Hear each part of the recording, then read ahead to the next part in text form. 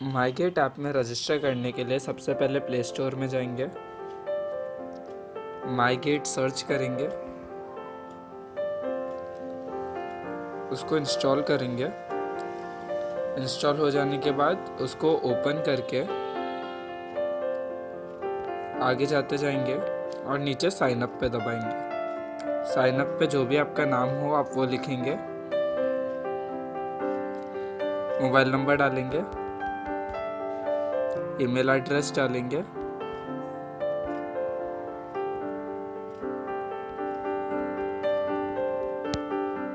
और sign up दबा देंगे।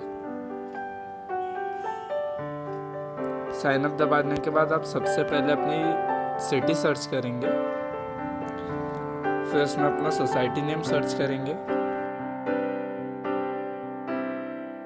बिल्डिंग में आपका अपार्टमेंट डालेंगे एंड फिर आपका अपार्टमेंट नंबर डालेंगे। फिर आप ओनर है, टेनेंट है या मल्टी टेनेंट है वो डालेंगे।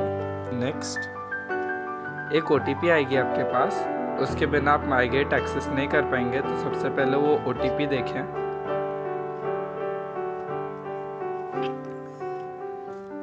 MyGate को आगे एक्सेस करने के लिए आपने जो फ़ोन नंबर डाला उसके ऊपर एक OTP आएगी, वो OTP लिखें।